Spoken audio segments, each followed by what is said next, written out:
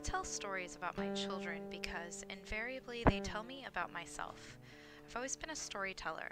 Before telling people about my day, I edit and organize and rearrange thoughts in my head to get the most impact into my stories. It's with this in mind that I share this story. My girl first learned to walk a couple weeks shy of her first birthday. She figured out how to take a step or two over a week, and then over a Saturday at home was a full-fledged walker, just like that. This meant that I had to stop ignoring the newsletter from daycare saying that all kids had to wear shoes and stop sending her to school barefooted. So that Sunday, to practice for school in the morning, I found a nice pair of closed-toed sandals and slipped them on her feet. She stared at them, touched them, tried to stand, plopped on her bottom, and started screaming. I picked her up, walked her around, calmed her down, and put her on her feet.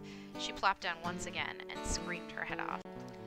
The last time she'd acted like this was when I put her in a poofy dress for picture day.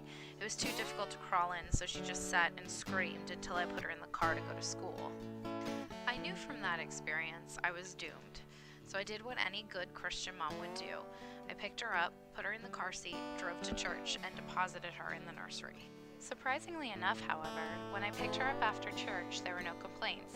In fact, she'd been spending that hour walking around just fine. Thank you, Lord, I thought, until I got her home. There, she proceeded to park her bottom in the middle of the floor and scream until I took the shoes off. Sigh. I tell this story, though, because last Saturday, 3 weeks after that historical weekend, when I walked into her room in the morning, she was sitting up pointing to her foot. "Good morning, sweet pea," I said, to which she replied, "Shoes." In less than a month, my girl has gone from hating shoes to being obsessed.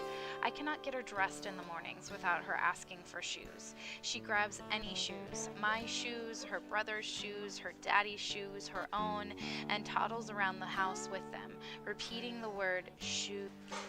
If I take them off her after school, she follows me around the house with them in her little fists until I put them back on her feet.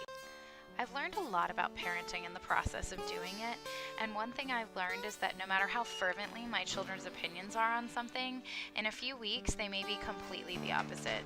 The only constant in life with toddlers is change and intensity, and I admit, I love shoes too.